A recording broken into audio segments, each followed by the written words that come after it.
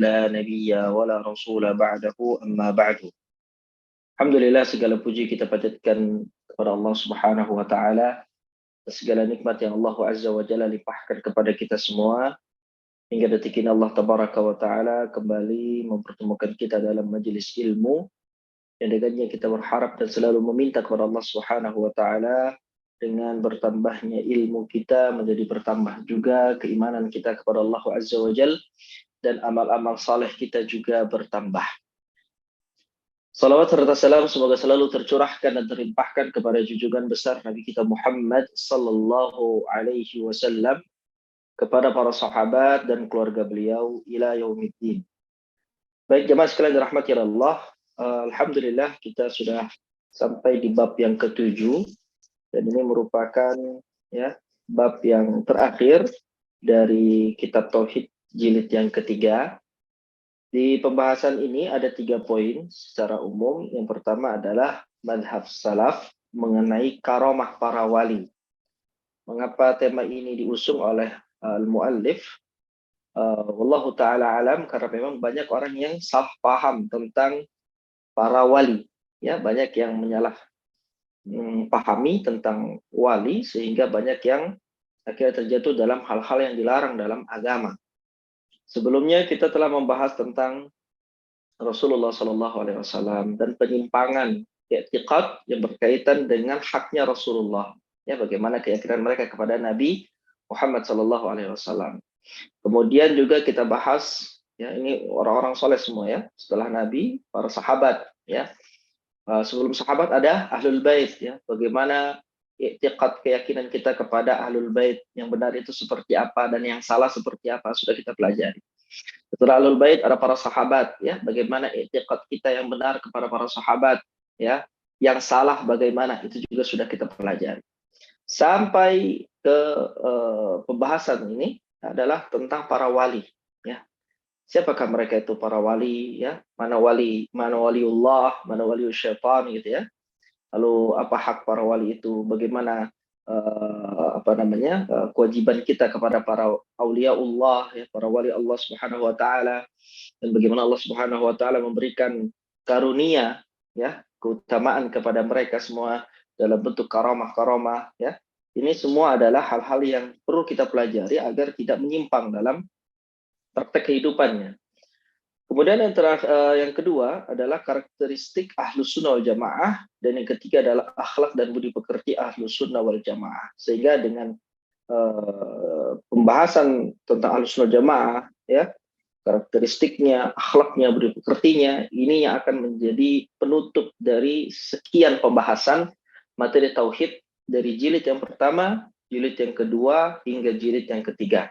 Ya, ini insyaallah azza wajalla akan kita bahas pada pertemuan kali ini biidznallahi ta'ala. Baik, untuk kali ini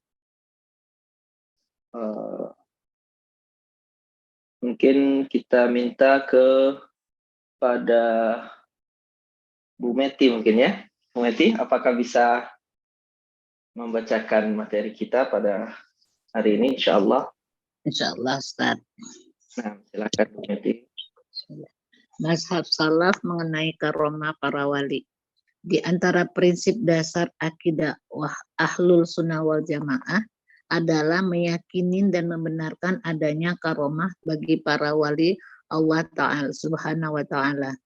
Karomah adalah hal atau peristiwa luar biasa khawarik al-adah yang diberikan oleh Allah Subhanahu wa Ta'ala kepada para walinya.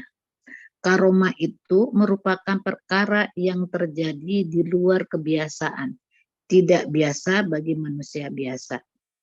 Aulia adalah bentuk jamak plural dari kata wali, yaitu orang mukmin yang bertakwa, sebagaimana ditegaskan di dalam firman-Nya. A'udzubillahi minasyaitonirrajim. Bismillahirrahmanirrahim.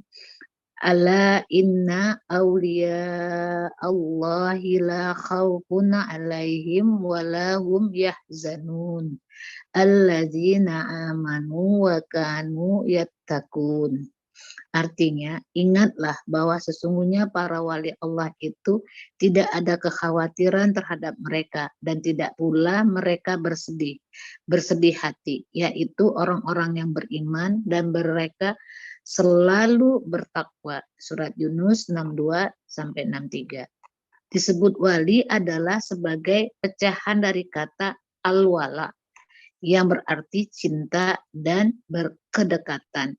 Maka disebut waliullah itu adalah siapa saja yang mencintai Allah Subhanahu wa taala dengan cara mematuhi segala yang dicintainya dan bertakarub atau mendekatkan diri kepadanya dengan menjalankan apa yang dia redhoi. Baik, nah, ahsanallahu ilaik, jazakillah khair. Di antara prinsip dasar akidah Ahlussunnah wal Jamaah adalah meyakini dan membenarkan adanya karomah bagi para wali Allah Subhanahu wa taala. Berarti akidah Ahlussunnah wal Jamaah itu meyakini ada karomah bagi orang-orang yang memang dekat kepada Allah. Suatu kejadian, suatu peristiwa yang memang Allah berikan kepada mereka dan itu khusus untuk mereka, sesuatu yang di luar akal, di luar nalar, ya. Suatu hal yang di luar kebiasaan, atau dengan bahasa Arabnya khawariq al-'adah. Dengan bahasa para nabi itu adalah mukjizat gitu ya. Tapi bagi para wali itu disebut dalam istilah syariatnya dengan karomah.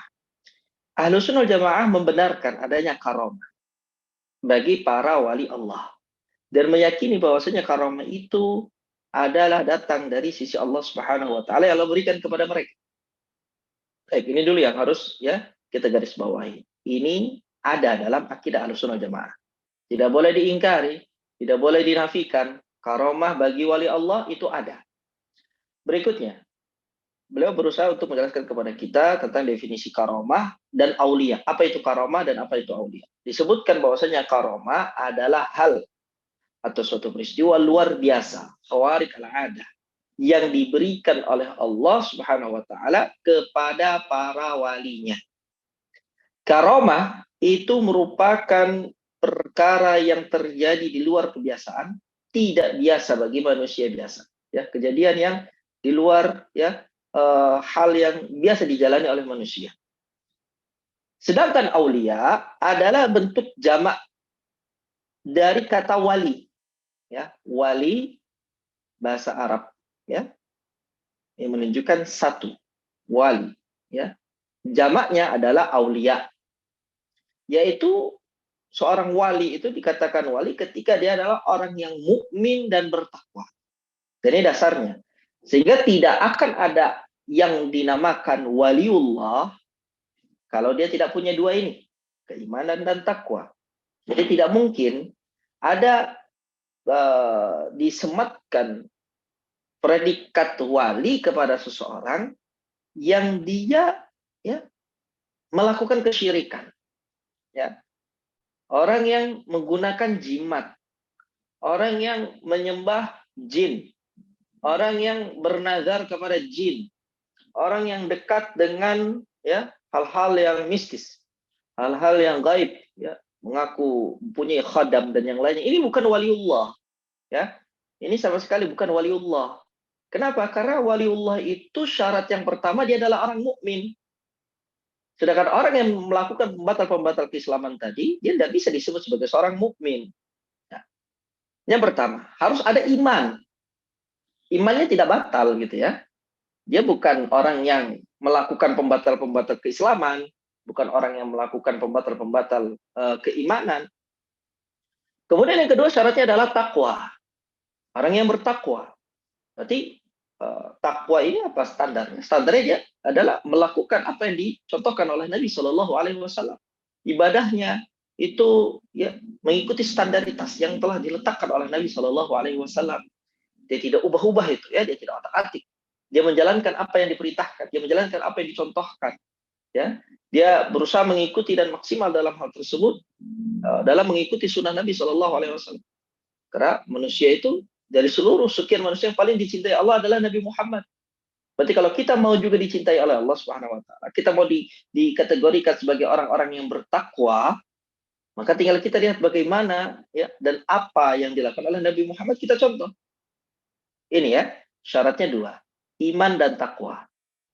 Sebagaimana ditegaskan di dalam firman Allah Subhanahu wa taala dalam surat Yunus ayat 62 dan 63, ala inna awliya Allahi la khaufun alaihim wa la hum yahzanun. Ingatlah bahwa sesungguhnya para wali Allah itu tidak ada ketakutan, kekhawatiran terhadap mereka dan tidak pula mereka bersedih. Jadi di sini Allah Subhanahu wa taala mensifati para aulia Allah, wali-wali Allah itu, ya. Mereka tidak perlu untuk takut akan suatu hal apapun dan tidak perlu untuk bersedih. Kenapa Allah Subhanahu wa taala bersama mereka? Karena Allah Subhanahu wa taala selalu memberikan pertolongan kepada mereka. Sehingga tidak ada yang perlu untuk disedihkan atau untuk ditakuti. Siapa para aulia Allah, wali-wali Allah yang Allah sebutkan di sini, bahwasanya mereka tidak bersedih dan mereka tidak perlu takut? Alladzina amanu. Nah, para wali Allah itu adalah mereka yang beriman. Ini syaratnya pertama tadi kita sebutkan, harus iman. Nggak boleh orang yang melakukan pembatal keislaman dianggap sebagai wali, ya. Wa kanu yattaqun, dan ini syarat yang kedua, dan mereka bertakwa. Mereka bertakwa. Orang yang beriman dan bertakwa itulah walinya Allah. Kemudian dikatakan disebut wali adalah sebagai pecahan dari kata al-wala. Kalau kita masih ingat ya, pelajaran-pelajaran yang lalu ada namanya al-wala wal bara. Al-wala itu kecintaan, loyalitas, ya. Sedangkan al-bara itu permusuhan, ya, melepaskan diri dari hal itu wabara. Wala itu, ya, kata wali adalah kata pecahan dari kata al-wala yang berarti cinta dan kedekatan. Maka yang disebut waliullah itu adalah siapa saja yang mencintai Allah dengan cara mematuhi segala yang dicintainya dan bertaqarrub, mendekatkan diri kepada Allah Subhanahu wa taala dengan menjalankan apa saja yang Allah ridhai. Nah, ini yang harus kita pahami, ya. Waliullah itu adalah orang yang mencintai Allah, mematuhi Allah, bertaqarrub kepada Allah dengan semua hal yang Allah ridhai. Itulah waliullah. Ya.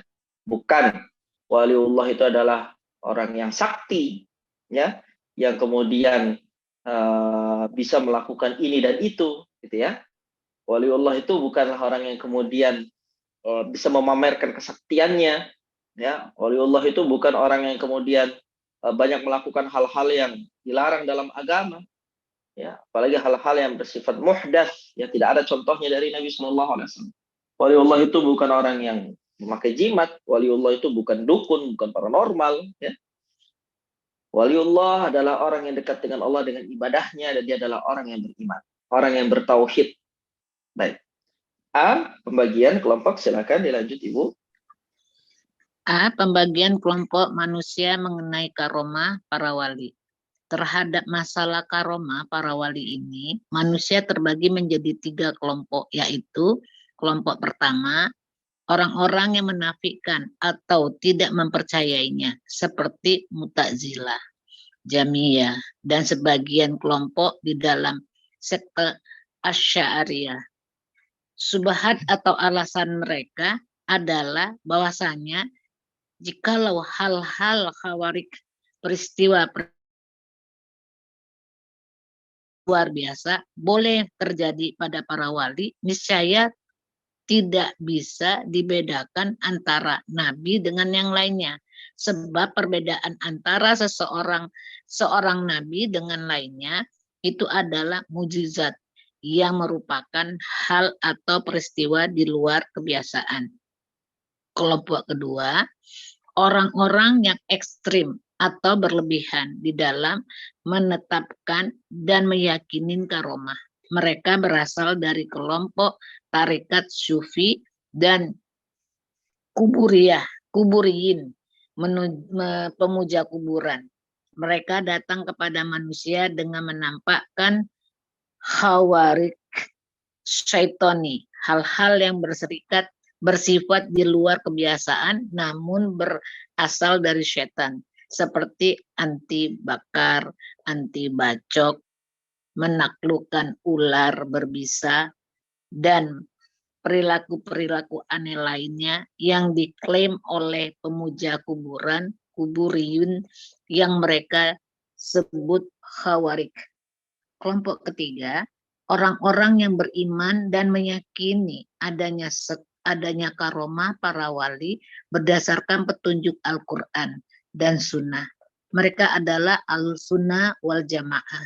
Al-Sunnah wal Jamaah memberikan tanggapan terhadap orang-orang yang tidak meyakininya dengan dalil dan hujah man'ul istiba, atau tidak adanya kekaburan antara nabi dengan lainnya.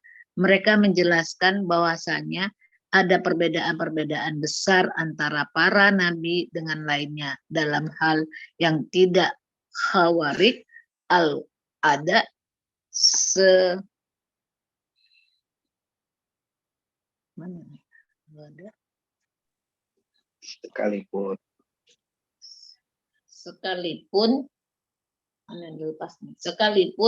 dan bahwasanya wali tidak mendakwakan kenabian, dan kalau sekiranya ia mendakwakan kenabian, niscaya ia keluar dari wilayah kewalian dan menjadi pendakwa dusta, bukan seorang wali. Dan termasuk sunnatullah adalah terungkapnya kepalsuan si pendusta, sebagaimana terjadi pada sang pendusta Musailamah dan lainnya. Ahlus Sunnah juga memberikan tanggapan terhadap orang-orang ekstrim di dalam menetapkan dan meyakini karomah. Mereka menjelaskan bahwa khawarik syaitoni itu adalah perbuatan para tukang tenun dan dajjal. Mereka bukan para wali Allah Subhanahu wa Ta'ala, melainkan para wali setan. Dan yang terjadi pada mereka tidak lain adalah kedustaan dan perbuatan dajjal atau fitnah bagi mereka dan lainnya, dan sebagai istidraj. Saiful Islam Ibnu Taimiyah di dalam masalah ini mempunyai kitab yang sangat berharga, namanya adalah Al-Furqan Baina Aulia Ar-Rahman Al-Awliya Aulia As-Syaitan. Nah, barakallahu fiik wa ahsanallahu ilaik. Pembagian kelompok manusia mengenai karomah para wali. Tadi kita sudah jelaskan, karomah itu adalah sesuatu yang terjadi ya di luar kebiasaan manusia. Dan kemudian para wali itu adalah orang-orang yang beriman dan bertakwa kepada Allah, dekat dengan Allah Subhanahu wa Ta'ala.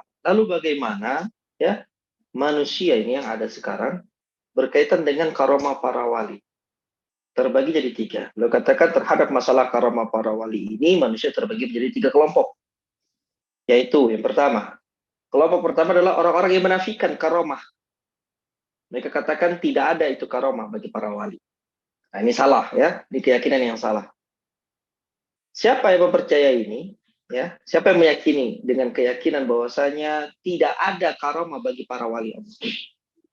Siapa mereka yang menafikan dan tidak mempercayai karomah bagi para wali Allah? Yaitu katanya seperti Mu'tazilah. Orang-orang Mu'tazilah tidak percaya. Jahmiyah dan sebagian kelompok di dalam sekte Asy'ariyah. Ini adalah orang yang mengingkari. Nah, ini jelas adalah suatu kesalahan, ya. Adalah jelas suatu kesesatan, mengingkari sesuatu yang memang ada dalam panduannya dalam Al-Qur'an dan As-Sunnah. Karomah bagi para wali Allah itu ada. Kenapa diingkari? Dengan syubhat atau alasan mereka adalah bahwasanya jikalau hal-hal khawarik, peristiwa luar biasa boleh terjadi pada para wali, niscaya tidak bisa dibedakan antara nabi dengan yang lainnya. Sebab perbedaan antara seorang nabi dengan lainnya itu adalah mukjizat yang merupakan hal atau peristiwa di luar kebiasaan. Jadi mereka katakan gitu. Kata orang-orang Jahmiyah, Mu'tazilah, dan sebagian sekte Asy'ariyah ketika menafikan karomah pada wali Allah, mereka katakan, kalau memang orang-orang soleh itu memiliki karomah dari Allah, lalu apa yang membedakan mereka dengan para nabi? Nabi kan juga dapat ya hal yang luar biasa. Kalau mereka dapat, lalu apa yang membedakan mereka dengan para nabi? Lihat bagaimana di sini akal mengambil sebuah kesesatan. Nah, mereka bantah itu tentang ayat-ayat karomah bagi para wali, ya, hadis-hadis Nabi Shallallahu Alaihi Wasallam cerita tentang karomah para wali, gitu ya. Mereka bantah dengan akal, dan ini adalah awal dari kesesatan mereka. Kemudian kelompok yang kedua adalah orang-orang yang ekstrim, berlebihan di dalam menetapkan dan meyakini karomah. Mereka berasal dari kelompok tarekat. Kalau sudah berbicara tarekat ini banyak ya. Tarekat Qadiriyah, tarekat Naqsyabandiyah, tarekat Jailaniyah, ada tarekat Syadiliyah, ada tarekat Rukainiyah, ya, banyak sekali macam-macam tarekat. Tijaniyah, ya. Ini tarekat-tarekat sufi dan kuburiyun, pemuja kuburan. Mereka ini adalah orang-orang yang ekstrim, berlebihan dalam menetapkan karomah. Mereka datang kepada manusia dengan menampakkan khawarij syaitani, hal-hal yang bersifat di luar kebiasaan, namun berasal dari setan. Setan yang menjadikan mereka dapat melakukan ini dan dapat melakukan itu. Ya, seperti anti bakar. Ya, mereka bakar diri sendiri, tunjukkan ke orang lain, ya, dipamerkan.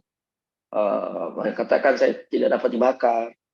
Anti bacok, ya, mukul-mukul diri sendiri dengan golok, ya, ditusuk-tusuk pakai pisau atau yang lainnya, ya, menaklukkan ular berbisa dan perilaku-perilaku aneh lainnya yang diklaim oleh para pemuja kuburan, kuburiyun, yang mereka sebut dengan khawarij.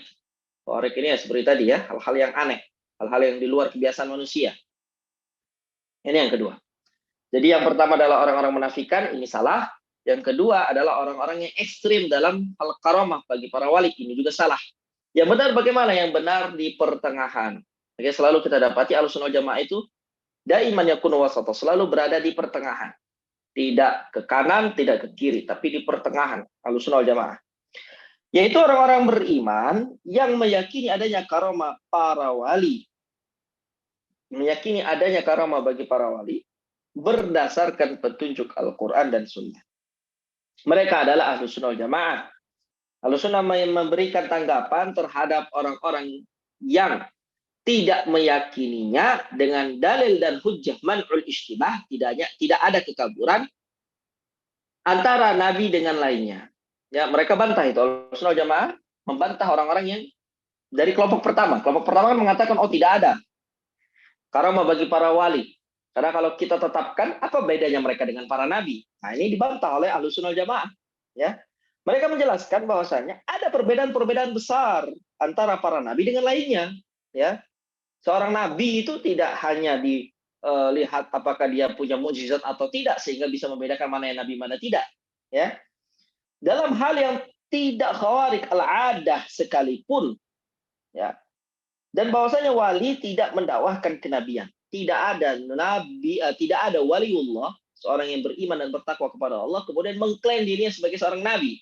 Kalau ada yang disebut oleh manusia dia adalah wali Allah, lalu kemudian dia mengklaim dirinya sebagai nabi, ini pendusta. Ya, ini dajjal, pembohong, bukan waliullah ini. Ya, kalau sudah pasti seorang waliullah itu meyakini apa yang ada dalam Al-Quran dan Sunnah. Ya, tidak ada nabi setelah Nabi Muhammad. Dia sudah pasti adalah orang yang beriman, dia adalah orang yang bertakwa. Kalau ada disebut sebagai seorang waliullah, tapi kemudian mengklaim diri sebagai nabi, atau mengklaim dia mendapatkan wahyu, atau mengklaim dia bisa melihat dan bertemu, kemudian diajak dialog dengan malaikat Jibril, ya, ini sudah pasti dia adalah dajjal, dia adalah pendusta, dia adalah orang yang ya mengingkari ayat-ayat Al-Quran dan sunnah-sunnah Nabi Shallallahu Alaihi Wasallam. Dan ini kalau kita perhatikan, Masya Allah banyak sekali ya di sekitar kita ini, terutama di negara kita. Kalau di luar itu masih sedikit terdengar ya hal-hal seperti. Tapi kalau di Indonesia ini, Masya Allah ya, banyak orang yang mengklaim dirinya nabi, ada yang mengklaim dirinya malaikat, ada yang mengklaim diri ini dari itu ya. Dikatakan di sini bahwasanya, dan kalau seandainya ia mendakwahkan kenabian, maksudnya dia katakan saya ini adalah nabi, niscaya ia keluar dari wilayah kewalian. Kalau ada yang mendakwakan dia adalah seorang nabi, ya setelah Nabi Muhammad, maka orang ini sudah pasti dia bukan wali Allah. Dan dia akan menjadi pendakwa dusta, bukanlah seorang wali. Dan termasuk sunatullah adalah terungkapnya kepalsuan si pendusta. Selalu terulang begitu terus ya. Yang namanya sejarah ini selalu terulang. Ada yang mengaku sebagai nabi, akhirnya ya terungkap bagaimana kepalsuan dakwahnya ini. Sebagaimana terjadi pada sang pendusta Musailamah al-Kadzab dan lainnya. Ahlussunnah juga memberikan tanggapan terhadap orang-orang yang ekstrim di dalam menetapkan dan meyakini karomah. Itu tadi, tarekat-tarekat sufiyah, tarekat-tarekat kuburiyah. Mereka menjelaskan bahwa khawarij syaitani, ya, kemampuan-kemampuan yang terlihat lebih yang pada hakikatnya diberikan oleh syaitan itu adalah perbuatan para tukang tenun dan dajjal, para saharah, para penyihir, para dukun. Ya, itu yang mereka lakukan, tidak bisa dibacok, tidak bisa dibakar. Itu perbuatan para dukun yang kemudian ya berkolaborasi dengan para jin. Mereka bukan para wali Allah, bukan. Mereka bukan wali Allah, melainkan mereka adalah wali syaitan. Dan yang terjadi pada mereka tidak ada lain, ya, tidak ada lain adalah kedustaan. Yang mereka lakukan adalah kedustaan. Perbuatan dajjal atau fitnah bagi mereka dan lainnya, dan sebagai istidraj. Ya, ini kalau kita lihat bagaimana di zaman ini dengan teknologi yang ada semakin banyak bermunculan, Allahul musta'an ya, para dukun yang kemudian mengaku sebagai orang-orang yang sakti, ya. Mereka banyak bermunculan dengan konten-kontennya, konten-konten para dukun, ya. Kemudian membuka jasa perdukunan, jasa pelet, jasa santet, dan yang lainnya. Nah, ini mulai banyak dengan adanya medsos-medsos sekarang.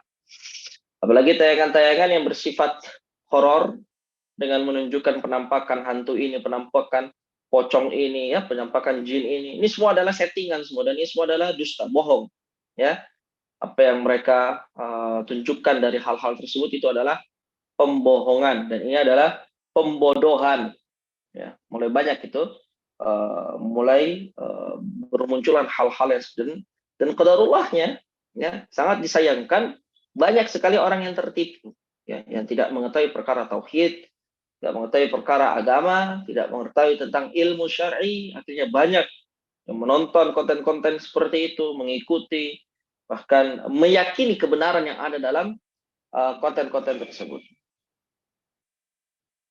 Baik.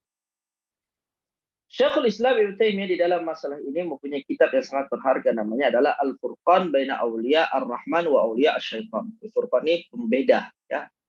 Pembeda antara wali-wali Allah dan wali-wali syaitan. Ini kitab Syekhul Islam yang berbicara tentang masalah karomah para wali. Baik, kemudian B, macam-macam karomah. Silakan dilanjut, Ibu. B, macam-macam karomah. Karomah itu ada yang berwujud pengetahuan dan kasfi, mengetahui rahasia gaib. Seperti dapat mendengar sesuatu yang tidak dapat didengar oleh selain dia, atau dapat melihat sesuatu yang tidak dapat dilihat orang lain, baik dalam keadaan jaga maupun tidur, atau mengetahui apa yang tidak diketahui oleh orang lain.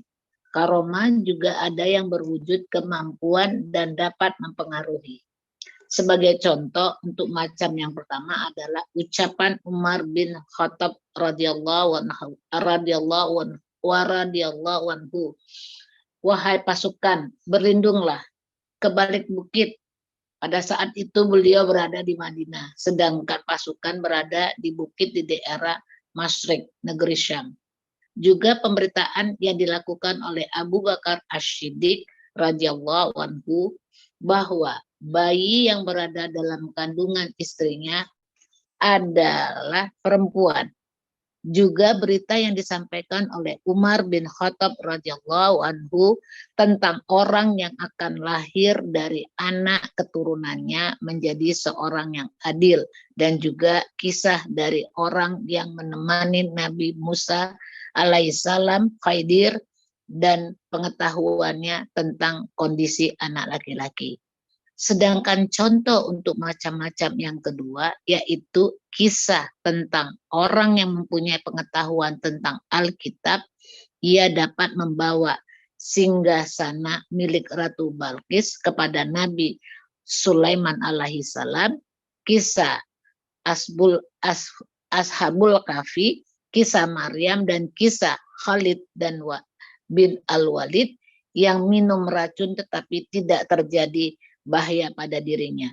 Di antara karomah yang disebutkan di dalam Al-Quran adalah yang dijelaskan tentang kehamilan Maryam tanpa melalui hubungan seksual dengan laki-laki maupun manapun.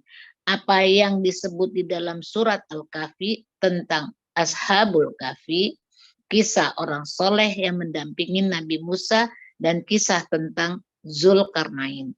Di antara contoh karomah yang disebut dengan sanad-sanad sahih dari para sahabat dan kaum tabi'in adalah seperti Umar bin Khattab radhiyallahu anhu dapat melihat pasukan kaum muslimin padahal dia sedang berada di atas mimbar Al-Madinah dan pasukan sedang berada di Nahawan di wilayah Masyrik, di mana pada saat itu beliau menyuruhkan kepada pasukan itu, wahai pasukan, berlindunglah di balik batu, di balik bukit.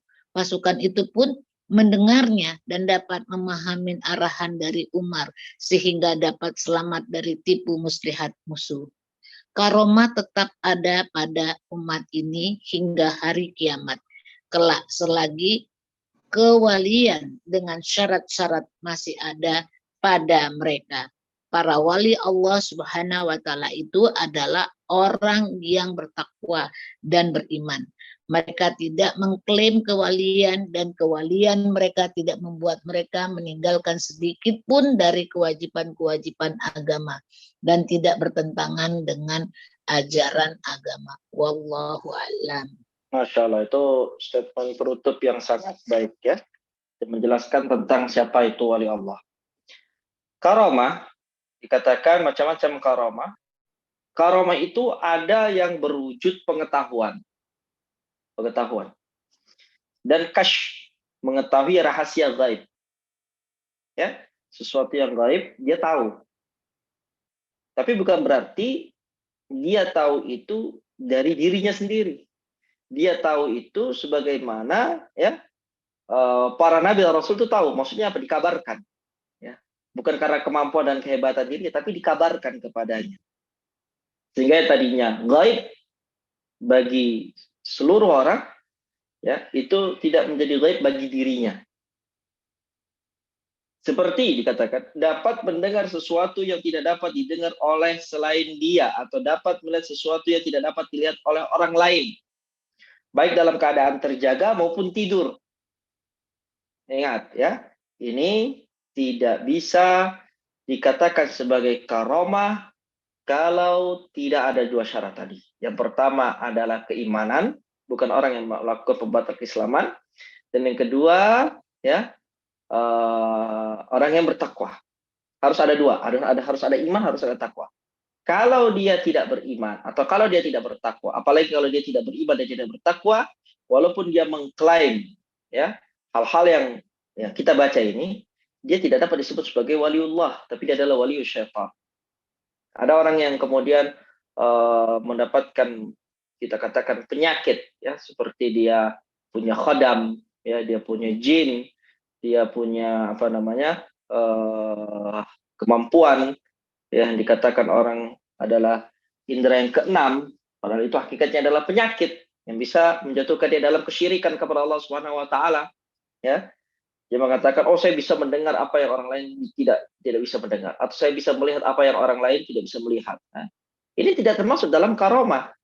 Ya, itu penyakit itu ya. Dia harus sembuhkan itu dengan ruqyah syar'iyah. Yang dimaksud di sini adalah orang yang beriman, orang yang bertakwa.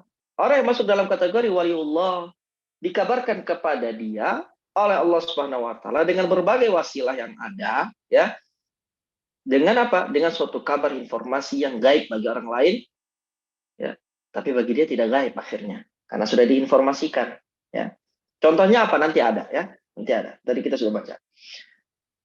Atau yang kedua adalah mengetahui apa yang tidak diketahui oleh orang lain. Karomah juga ada yang berwujud kemampuan.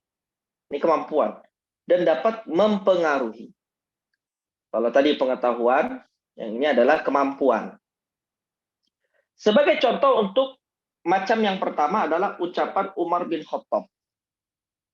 Umar bin Khattab radhiyallahu anhu, ketika itu posisi beliau sedang di Madinah. Beliau mengutus pasukan perang, di mana pasukan tersebut sudah sampai di negara Syam. Ini jauh sekali, antara Madinah dengan Syam itu jauh. Dikatakan kalau seseorang itu naik kuda yang cepat, itu jaraknya dari Madinah ke Syam itu 1 bulan perjalanan. Tapi di sini Umar bin Khattab, beliau di Madinah mengatakan, wahai pasukan, berlindunglah ke balik bukit. Pada saat itu beliau berada di Madinah, sedangkan pasukan berada di bukit di daerah masyrik negara Syam. Itu terdengar suaranya. Ini karomahnya siapa? Umar bin Khattab. Ya, bukan berarti Umar bin Khattab itu adalah nabi, bukan. Ya, itu adalah pemberian yang Allah berikan kepada orang-orang yang beriman dan mereka adalah orang-orang yang bertakwa. Sesuatu yang di luar kebiasaan manusia. Ya, tidak ada orang yang mengatakan suatu hal di kota A kemudian terdengar sampai kota B, nggak ada. Juga pemberitaan yang dilakukan oleh Abu Bakar As-Siddiq radhiyallahu anhu bahwa bayi yang berada dalam kandungan istrinya adalah perempuan. Nah, ini juga hal yang bersifat karomah. Kenapa Abu Bakar bisa tahu? Bukan karena kehebatan Abu Bakar gitu ya. Bukan karena Abu Bakar sakti, bukan karena Abu Bakar berteman dengan jin atau punya khodam, tidak, tapi dikabarkan dari sisi Allah Subhanahu wa taala. Dengan metode, dengan wasilah yang ya kita tidak tahu karena memang tidak sampai kepada kita kabar tersebut. Ya, Allah Ta'ala alam bagaimana. Yang penting Abu Bakar disampaikan kepadanya, dikabarkan kepadanya, diinformasikan kepadanya hal tersebut. Akhirnya jadi dia tahu. Baik, juga berita yang disampaikan oleh Umar bin Khattab tentang orang yang akan lahir dari anak keturunannya menjadi seorang yang adil. Ya, ini juga adalah hal gaib yang kemudian dikabarkan kepada Umar, lalu Umar bercerita tentang itu. Dan juga kisah dari orang yang menemani Nabi Musa, Khidir, dan pengetahuan tentang kondisi anak laki-laki. Ya.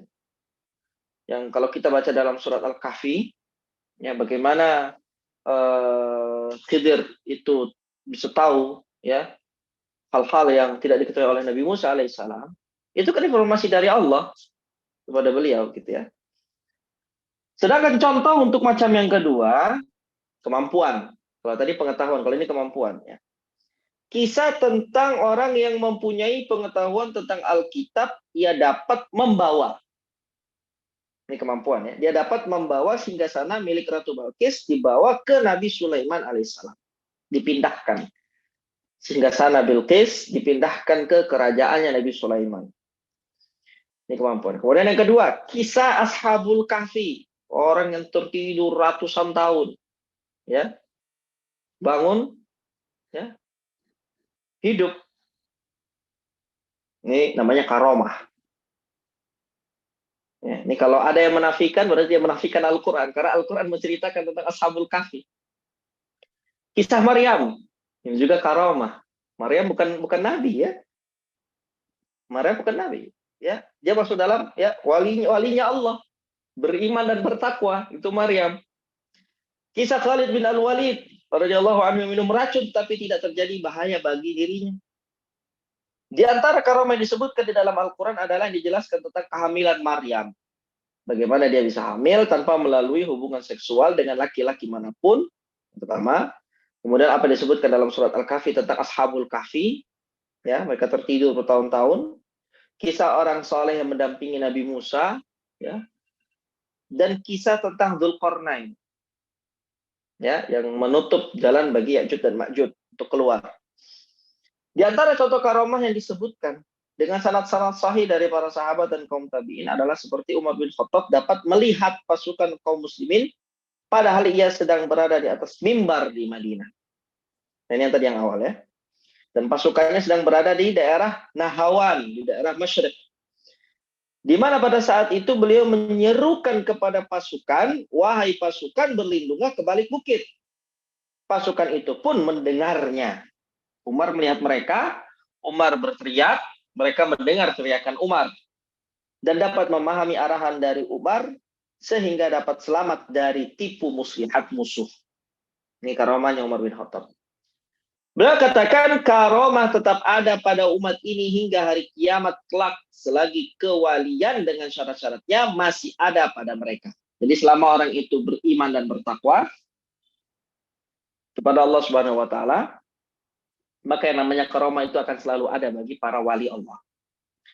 Para wali Allah Subhanahu wa taala itu adalah orang-orang yang bertakwa dan beriman. Mereka tidak mengklaim kewalian. Nah, ini ya, garis bawahi. Tidak ada seorang wali Allah itu yang mengklaim ngaku bahwa saya ini sakti gitu ya. Saya bisa ini, saya bisa itu. Kalau ada yang sudah mengklaim, sudah pasti dia bukan wali Allah. Ya.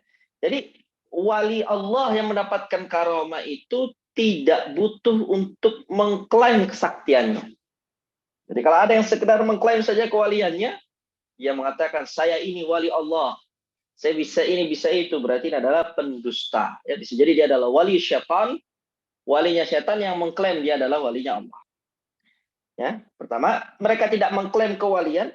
Dan kewalian mereka tidak membuat mereka meninggalkan sedikit pun dari kewajiban-kewajiban agama. Jadi, dengan kehebatan mereka itu tidak menjadikan mereka apa? Meninggalkan kewajiban agama. Kan ada ya, yang sedikit saja mengatakan, saya ini wali Allah. Saya tidak perlu sholat lagi katanya ya. Tidak perlu sholat lagi, cukup berzikir saja. Ya orang ya seberani itukah dia meninggalkan sholat gitu ya. Nabi SAW seorang Nabi Rasul saja tidak pernah meninggalkan sholat.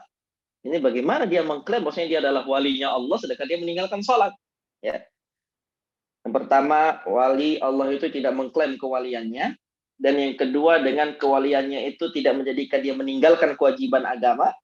Dan dengan kewaliannya dan apa yang dia lakukan itu tidak bertentangan dengan ajaran agama. Ya. Tidak bertentangan dengan ajaran agama. Dan kewaliannya itu ya tidak bertentangan dengan ajaran agama Allah Ta'ala.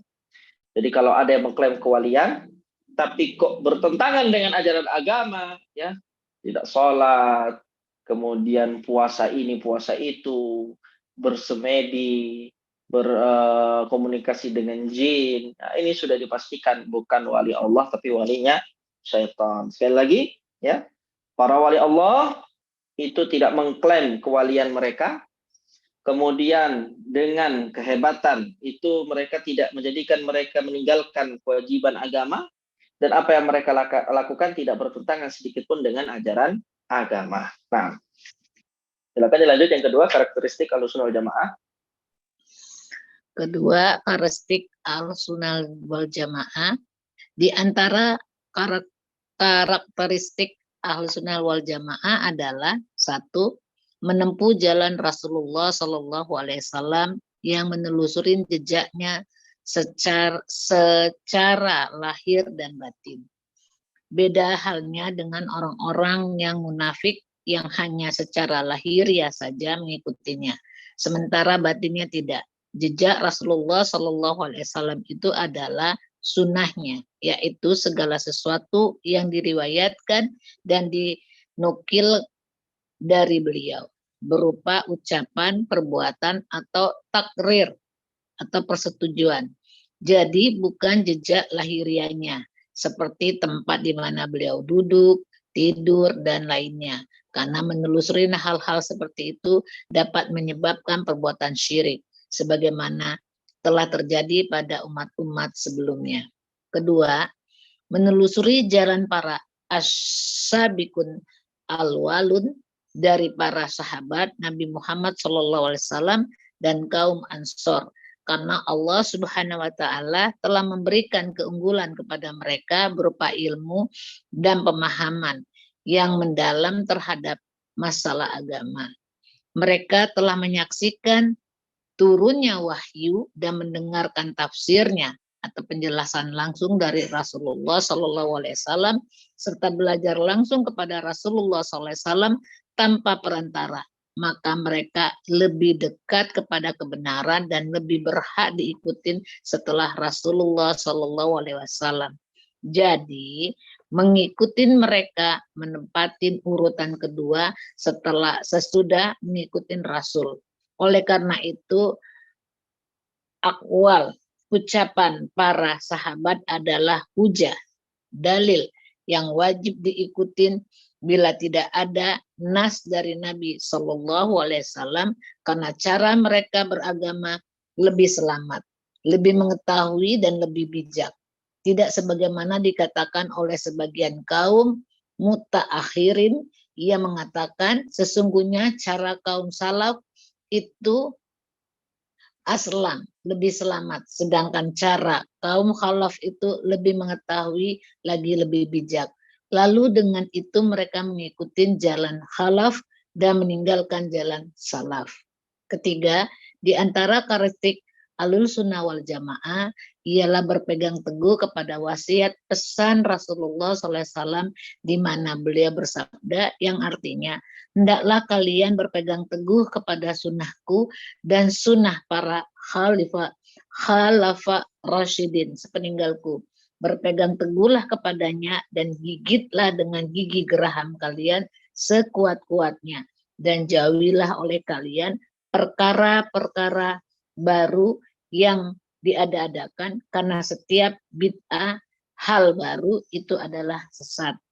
Ahlus Sunnah itu selalu mengikuti tariqah jalan para khulafa Rasyidin secara khusus sesudah mereka mengikuti jalan asy-syabiqun al-awwalun, generasi awal, dan kaum muhajirin dan ansor secara umum. Karena Rasulullah SAW telah mewasiatkan wasiat khusus agar mematuhi sunnah khalafu Rasyidin sebagaimana di dalam hadis di atas.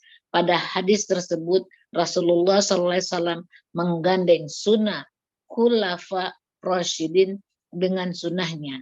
Maka hal itu menunjukkan bahwa apa yang disunahkan oleh para khulafa Rasyidin atau salah seorang dari mereka tidak boleh diabaikan. 4. Termasuk karakteristik mereka juga adalah menjunjung tinggi kitabullah dan sunnah Rasulnya. Mereka selalu lebih mendahulukan keduanya di dalam menggunakan dalil, istidlal, dan berpanutan kepada keduanya daripada pendapat orang dan pendapatnya, karena mereka mengetahui bahwa sebenar-benar perkataan adalah perkataan atau firman Allah Subhanahu wa taala, sebagaimana Allah Subhanahu wa taala tegaskan, man as-sadaqu minallahi hadisa, dan siapakah yang lebih benar perkataannya daripada Allah, surat An-Nisa 87, dan juga wa man asdaqu minallahi qila, siapakah yang lebih benar ucapannya daripada Allah, An-Nisa ayat 122. Kelima, sepakat untuk mengamalkan Al-Quran dan As-Sunnah serta bersatu pada al-haq, kebenaran, dan saling tolong-menolong di dalam kebajikan dan takwa. Hal ini telah melahirkan wujudnya ijma', sedangkan ijma' merupakan sumber ketiga di dalam ilmu dan agama. Para ulama usul telah mendefinisikan ijma' sebagaimana berikut. Kesepakatan ulama di zamannya atau sesuatu perkara agama sepeninggal Rasulullah SAW, ijma' adalah hujjah yang pasti, qot'i, yang wajib diamalkan sesudah dua sumber utama, yaitu Al-Quran dan As-Sunnah.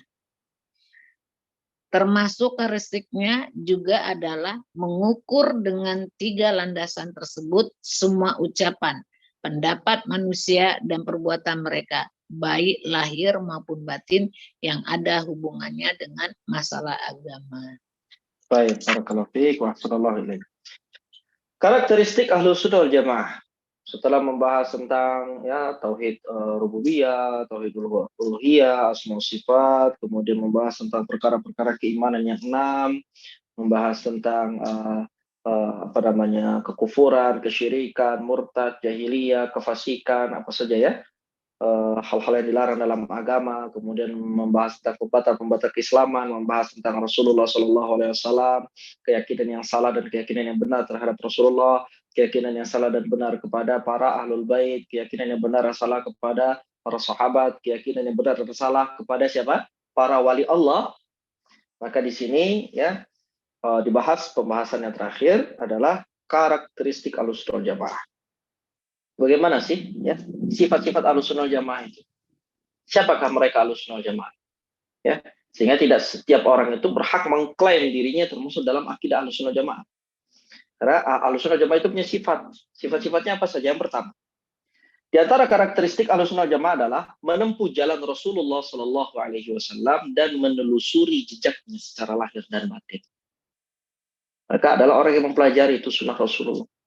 Mereka adalah orang yang menempuh jalan yang dilalui oleh Rasulullah Sallallahu Alaihi Wasallam. Menelusuri itu berarti kan mereka pelajari, kemudian mereka contoh, mereka ikuti, baik secara lahir maupun batin. Beda halnya dengan orang-orang munafik yang hanya secara lahiriah saja mereka mengikutinya, sementara batinnya tidak. Ya, jejak Rasulullah Sallallahu Alaihi Wasallam itu adalah sunnahnya, yaitu segala sesuatu yang diriwayatkan dan dinukilkan dari beliau Shallallahu Alaihi Wasallam berupa ucapan, perbuatan, ataupun persetujuan takrir.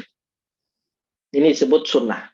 Apapun yang dinisbatkan kepada Rasulullah dari ucapannya, perbuatannya, persetujuannya, ini adalah sunnah Rasul. Ahlussunnah wal Jamaah selalu mempelajari itu. Mereka selalu mencari, mereka selalu menelusuri jejaknya Rasulullah SAW. Jadi bukan jejak lahiriahnya seperti tempat di mana beliau duduk, tempat di mana beliau tidur, ya ditelusuri. Enggak, bukan itu. Ya.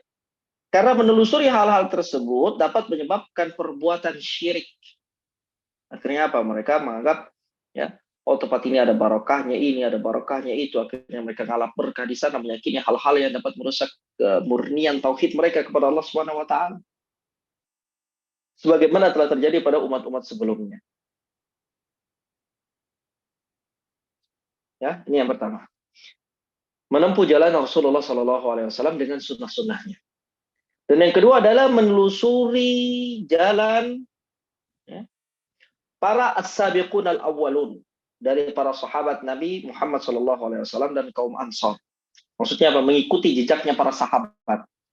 Tadi dikatakan Ahlussunnah wal Jamaah itu selalu mengikuti jejaknya Rasulullah. Dan yang kedua, Ahlussunnah wal Jamaah itu selalu mengikuti jejaknya para sahabat. Karena Allah SWT telah memberikan keunggulan kepada para sahabat berupa ilmu dan pemahaman yang mendalam terhadap masalah agama. Para sahabat telah menyaksikan turunnya wahyu dan mendengar langsung tafsirnya, penjelasan langsung dari Rasulullah SAW terkait ayat itu. Ya. Mereka belajar langsung kepada Rasulullah tanpa perantara. Mereka lebih dekat dengan kebenaran dibanding kita. Jadi kalau kita bandingkan diri kita dengan para sahabat, sahabat lebih dekat kepada kebenaran karena mereka melihat langsung turunnya wahyu, mereka mendengar langsung wahyu diucapkan oleh Nabi dan bagaimana penjelasannya. Ya. Mereka langsung belajar kepada Nabi tanpa perantara. Mereka lebih berhak diikuti setelah Rasulullah SAW. Jadi orang yang pertama yang berhak untuk diikuti itu Rasulullah. Kemudian yang kedua adalah para sahabat karena mereka belajar langsung dari Rasulullah. Jadi mengikuti para sahabat menempati urutan kedua sesudah mengikuti Rasulullah SAW. Oleh karena itu, akwal, ucapan-ucapan para sahabat adalah dalil, adalah hujjah yang wajib diikuti, yang wajib dipegang erat bila tidak ada nas dari Rasulullah SAW dalam permasalahan itu. Jadi kalau kita cari di Al-Quran tidak ada, di hadis tidak ada, tapi ada perkataan para sahabat, itu pegang erat, Pak. Ya, itu dalil, itu hujjah. Kenapa? Karena cara mereka beragama lebih selamat dibandingkan cara kita beragama. Ya, mereka sudah dijamin masuk surga. Kita tidak ada jaminan masuk surga. Sehingga kita ya, sampingkan itu akal, nalar kita, logika kita dalam melihat suatu permasalahan, kita ganti dengan apa? Pendapatnya para sahabat radhiyallahu taala anhum. Ya, mereka lebih mengetahui dan mereka lebih bijak dibandingkan kita. Tidak sebagaimana dikatakan oleh sebagian kaum mutaakhirin. Mutaakhirin orang-orang yang terakhir, yang hidup zaman sekarang. Sesungguhnya cara kaum salaf itu adalah lebih selamat, sedangkan cara kaum khalaf lebih mengetahui dan lebih bijak. Nah, ini salah, ini perkataan yang salah. Ya, apa yang dilakukan oleh kaum salaf? Kaum salaf itu maksudnya siapa? Para sahabat. Kaum khalaf itu maksudnya siapa? Ya para ulama yang ada di zaman sekarang, gitu, di akhir zaman ini. Ya, mereka katakan para ulama di zaman sahabat itu cara mereka lebih selamat. Sedangkan di zaman kita, ulama di zaman kita, itu mereka lebih mengetahui dan lebih bijak. Ini perkataan yang tidak salah. Ini perkataan batil. Ya. Dengan perkataan ini, akhirnya mereka mengikuti jalan khalaf dan meninggalkan jalan salaf. Maksudnya mereka lebih condong kepada pendapat ulama yang hidup di zaman ini dibandingkan mengikuti perkataan para sahabat. Ini salah. Ini ada kesalahan ya dalam beragama. Apa yang harus kita lakukan? Yang harus kita lakukan adalah kita lebih mempercayai agama ini kita berikan kepada para sahabat. Apa yang dilakukan oleh para sahabat kita lakukan, tidak dilakukan oleh para sahabat kita tinggalkan. Ya, apa yang mereka larang kita jauhkan diri kita dari hal-hal tersebut. Ini yang kedua. Yang pertama, karakteristik Ahlussunnah wal Jamaah mengikuti jejak Rasulullah. Yang kedua, mengikuti jejak para sahabat. Yang ketiga, dikatakan di antara karakteristik Ahlussunnah wal Jamaah ialah berpegang teguh kepada wasiat pesan Rasulullah Shallallahu Alaihi Wasallam di mana beliau bersabda, "Alaikum bisunnati wa sunnatil khulafa'ir rasyidin al-mahdiyyin min ba'di. Tamassaku biha wa 'addu 'alaiha bin nawajidi wa iyyakum wa muhdatsatil umur fa inna kulla bid'atin dhalalah." Hendaknya kalian berpegang teguh kepada sunnahku dan sunnah para khulafa'ur rasyidin sepeninggalanku. Berpegang teguhlah kepadanya dan gigitlah dengan gigi geraham kalian sekuat-kuatnya. Dan jauhilah oleh kalian perkara-perkara baru yang diadakan dalam agama, karena setiap bid'ah, hal baru dalam agama itu adalah kesesatan. Nah, di sini disebutkan oleh Nabi Shallallahu Alaihi Wasallam perintah bahwasanya kita harus mengikuti jalannya para khulafaur rasyidin. Jadi kalau tadi mengikuti para sahabat, ini lebih spesifik lagi. Abu Bakar, Umar, Utsman, dan Ali radhiyallahu anhum. Ahlussunnah itu selalu mengikuti thariqah jalannya para khulafaur rasyidin secara khusus sesudah mereka mengikuti jalan as-sabiqun al-awwalun dari kaum muhajirin dan ansar secara umum.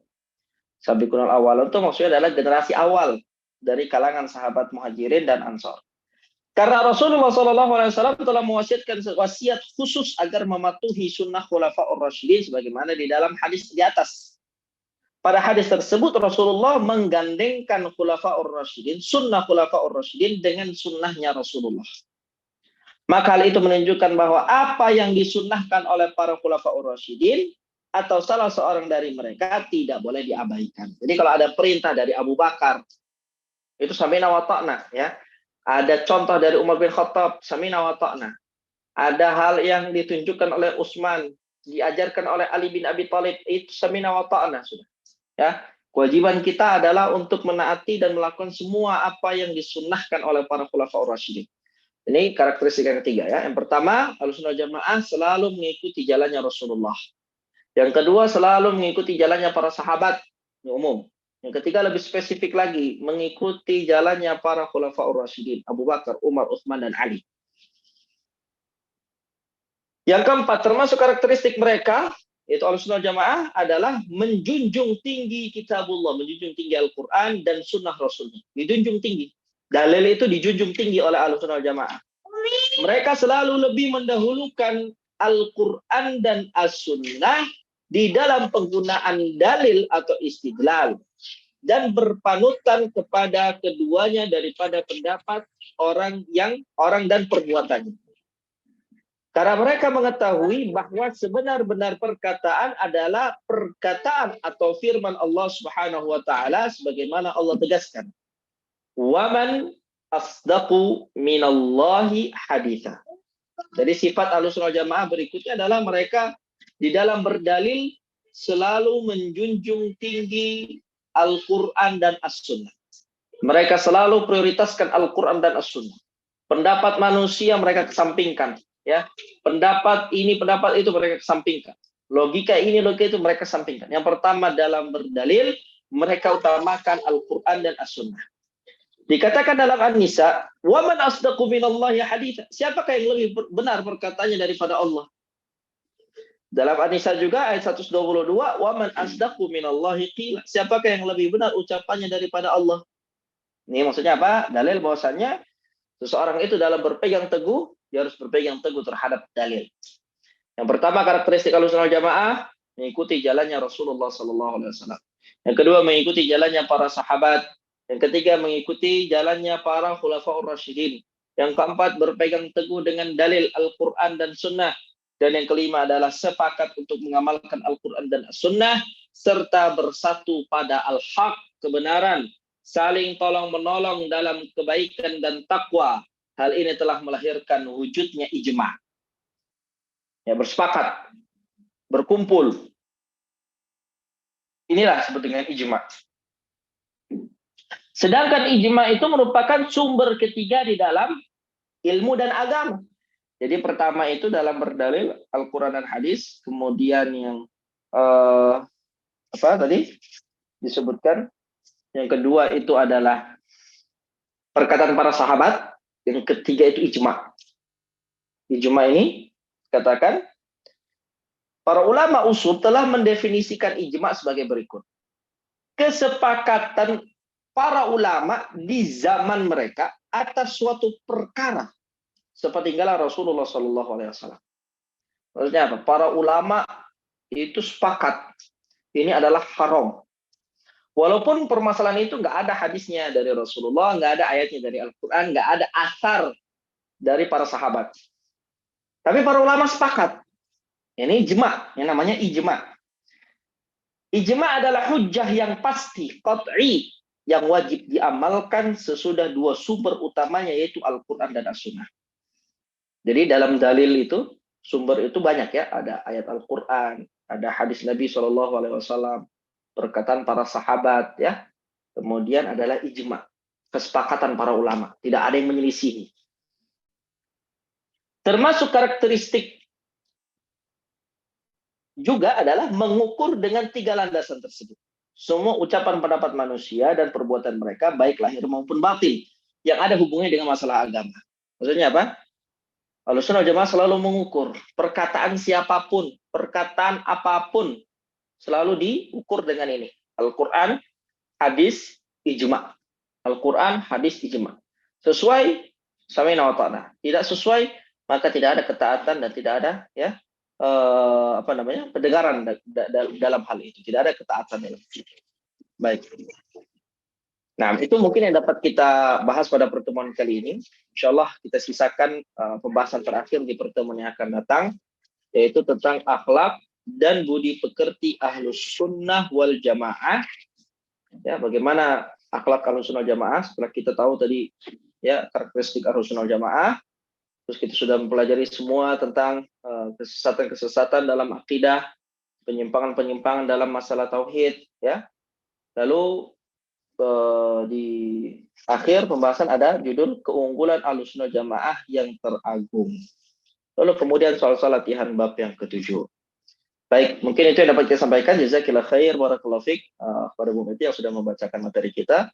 Sallallahu ala Muhammad wa ala alihi wa sahbihi wasallam.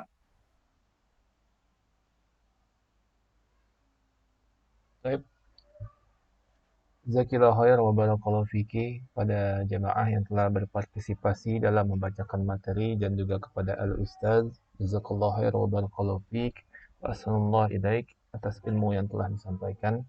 Semoga menjadi ilmu yang bermanfaat bagi kita semua, dapat dipahami, diamalkan, serta didakwahkan. Semoga Allah Ta'ala memberikan taufik kepada kita semua. Amin ya rabbal alamin.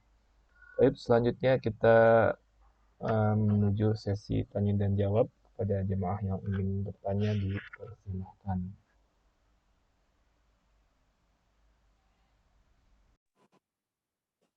Assalamualaikum Ustadz. Waalaikumsalam warahmatullahi wabarakatuh. Ustadz, ada yang ingin saya tanyakan. mungkin di luar tema ini, tapi masalah sunnah sunnah juga. Saya ingin tanya tentang amalan apa saja yang bisa kami lakukan ketika di rumah ada yang meninggal, misalnya ibu kah, suami kah, istri kah, anak kah, amalan apa aja, karena sekarang kan banyak banget yang menyebar masalah takziah 3 hari, 7 hari, yang katanya kalau kita nggak takziah seperti mengabaikan aja gitu. Pokoknya mau tanya amalan apa aja Ustadz yang bisa kami lakukan yang sesuai sunnah. Itu aja Ustadz. Baik, barakallahu fiik wa ahsanallahu ilaik. Syukran atas pertanyaannya Ibu. Berkaitan dengan amalan-amalan yang diajarkan oleh Nabi Shallallahu Alaihi Wasallam tentang perkara mayit, ya, jenazah. Tentu kematian itu adalah hal yang bukan pertama kali terjadi di zaman kita.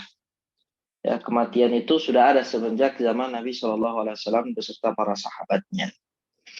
Dan bagaimana Nabi Shallallahu Alaihi Wasallam mencontohkan kepada kita tentang bab kematian, seperti itu pula yang harusnya kita lakukan dan kita amalkan. Ya. Baik, di antara hal yang diajarkan oleh Nabi Shallallahu Alaihi Wasallam berkaitan bab ini adalah larangan untuk niyahah, meratapi mayit. Meratapi ini maknanya adalah bersedih berlebihan, ya, dengan melakukan hal-hal yang dilarang dalam agama, misal menyiksa diri. Dan ini banyaknya konteksnya terjadi pada kalangan perempuan, dengan menangis, mengangkat suara, kemudian menampar pipi, menyobek baju, menarik-narik rambut, ya, menampar-nampar bagian tubuh dia, menyiksa diri dia. Ini haram dan dilarang oleh Nabi Shallallahu Alaihi Wasallam. Ya, tentu ini adalah suatu hal yang menyedihkan, tapi agama melarang keras dalam hal ini akan perbuatan niyahah. Dan ini merupakan di antara kabair, dosa-dosa besar. Tidak boleh seseorang itu melakukan niyahah. Dia harus meyakini bahwasanya apa yang terjadi itu memang sudah Allah Subhanahu wa taala takdirkan. Dan itu adalah hal yang baik. Ya. Kemudian ya, berkaitan dengan kematian keluarga, tentu mayit ini dia butuh untuk kita doakan, gitu ya. Tapi Nabi Shallallahu Alaihi Wasallam mencontohkan kepada kita doa kepada mayit itu dengan apa? Dengan cara setelah mayit itu dimandikan, dikafani, disolatkan. Di sholat itulah ada doa yang kemudian diucapkan oleh Nabi Shallallahu Alaihi Wasallam. Begitu juga ketika ada orang yang mendengar, itu juga ada doanya, ada sunnahnya.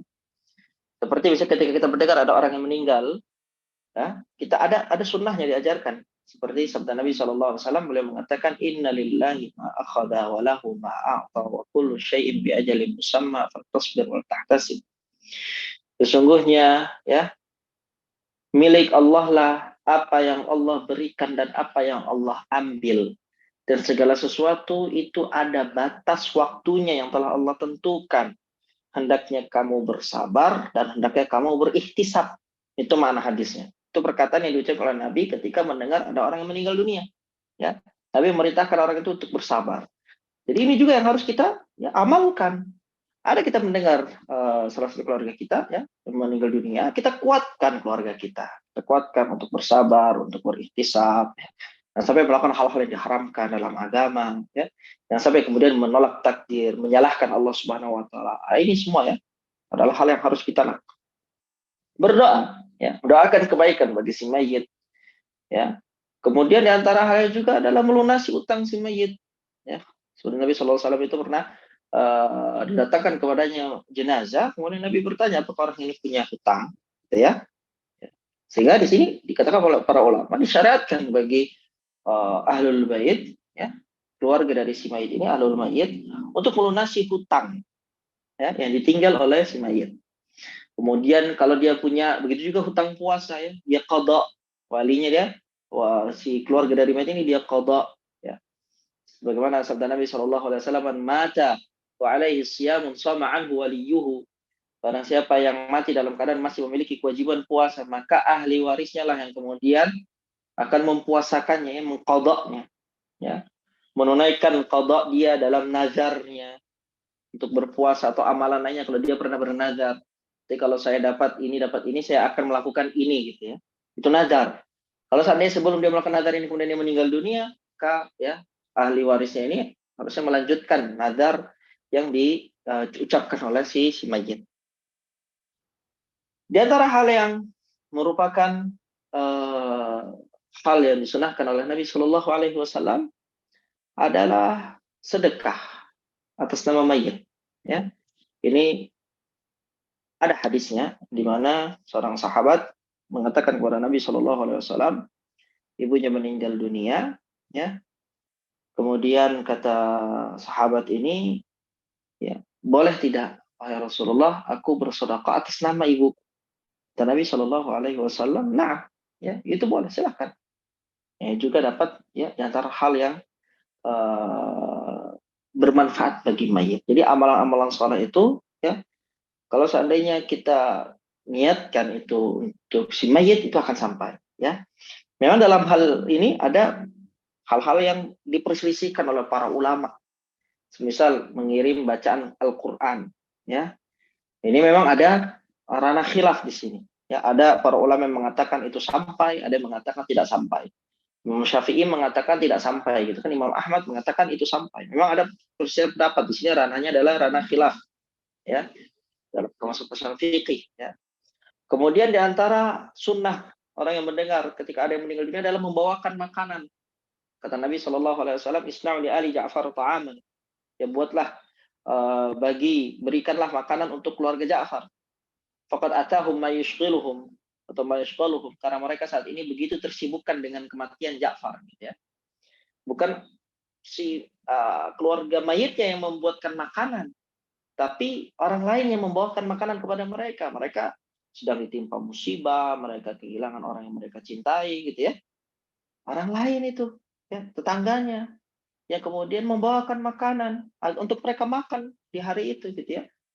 Bukan akhirnya orang yang meninggal dunia, kemudian keluarganya sibuk, akhirnya harus mengadakan acara ini itu, ya, per sehari, per 3 hari, per seminggu, per sebulan, per 1000 hari, ya, harus memberikan makanan orang sekian banyaknya, akhirnya hutang sana hutang sini, ya.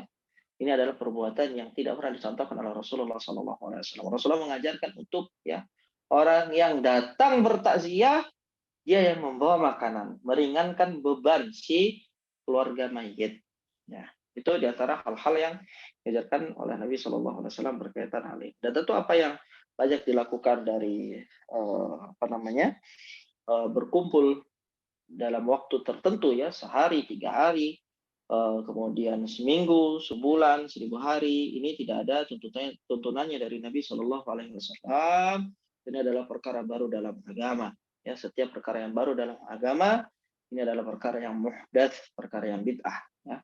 Enggak bagi kita untuk meninggalkan apa yang memang tidak diajarkan oleh Nabi Shallallahu Alaihi Wasallam. Allahu taala alam.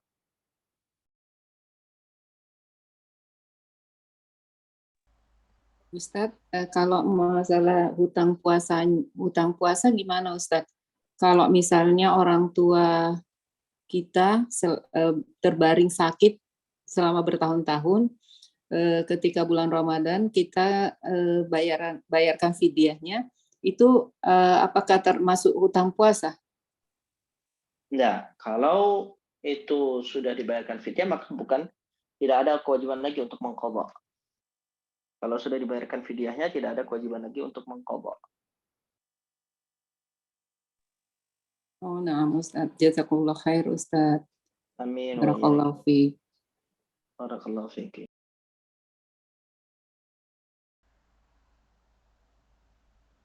Baik, jazakumullah khairan wa barakallahu fikum. Ada jemaah yang telah bertanya dan juga penjelasan dari Al-Ustaz Abu Ayyub. Mungkin ada waktu sedikit lagi Ustaz ya, satu pertanyaan lagi mungkin Ustaz ya. Nah, ya, Fadl bagi jemaah yang ingin bertanya dipersilahkan. Assalamualaikum, Afwan. Waalaikumsalam warahmatullahi wabarakatuh. Enggak, tadi saya maaf nih, saya mempertegas saja Ustaz.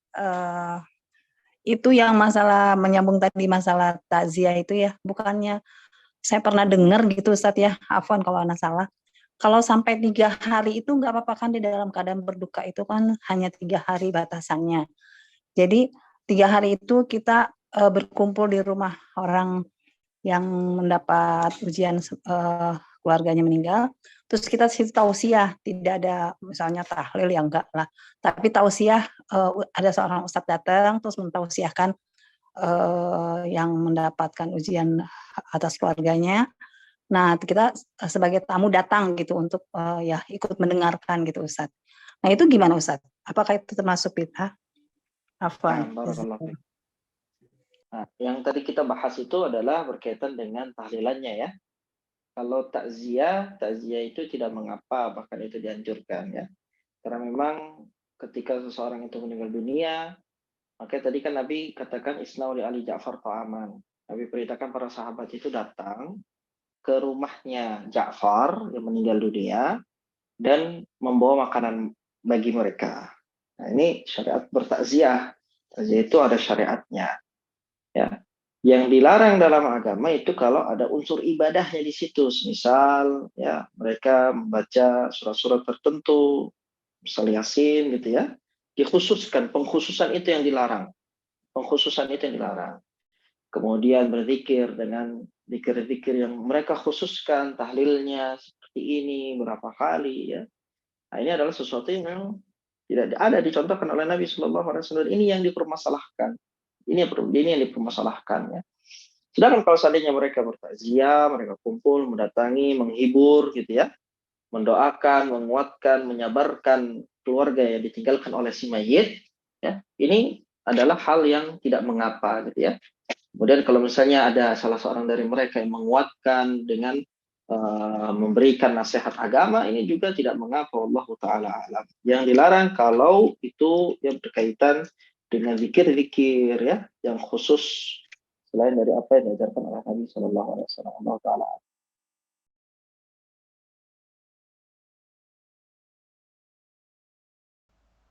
Jazakallah Ustadz. Jadi batasan itu nggak apa-apa 3 hari itu memang ada dalilnya nggak sih Ustadz 3 hari gitu? Ya, jadi 3 hari itu memang berdasarkan sabda Nabi Shallallahu Alaihi Wasallam tentang seorang perempuan yang ditinggal mati oleh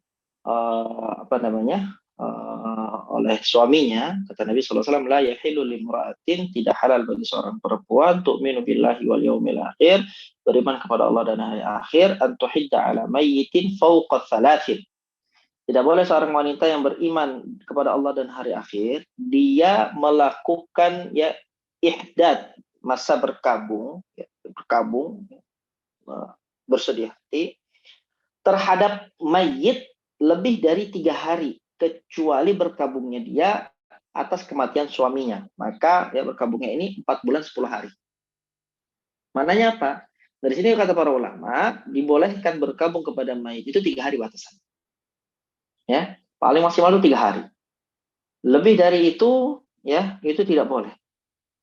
Kecuali bagi seorang perempuan yang ditinggal mati oleh suaminya, maka masa berkabungnya adalah 4 bulan 10 hari. Arba'ata ashhurin wa asyarah. Itu Allah taala alam.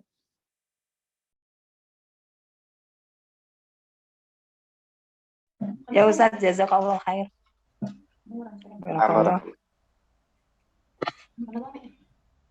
Baik. Jazakumullah khairan wa barakallahu fikum. Pada jemaah yang telah bertanya dan juga jawaban dari Al-Ustaz Abu Ayyub. Karena waktu sudah habis, insyaallah taala kajian akan kita akhiri. Sebelum kajian diakhiri, Anda mewakili jemaah mengucapkan jazakallahu khairan wa barakallahu fik wa ahsanallahu ilaik atas kekurangan waktu, ilmu dan nasihat yang telah disampaikan oleh Al-Ustaz Abu Ayyub. Semoga Al-Ustaz dan keluarga beserta kita semua selalu berada dalam lindungan Allah Subhanahu wa taala. Amin ya rabbal alamin. Baik, kita akhiri kajian ini. Dengan membaca doa kafaratul majelis. Subhanakallahumma wa bihamdika asyhadu an la ilaha illa anta astaghfiruka wa atubu ilaik. Assalamualaikum warahmatullahi wabarakatuh. Waalaikumsalam warahmatullahi wabarakatuh. Jazakumullah khair Ustaz. Amin wa iyyakum. Kuatkan. Waalaikumsalam. Waalaikumsalam.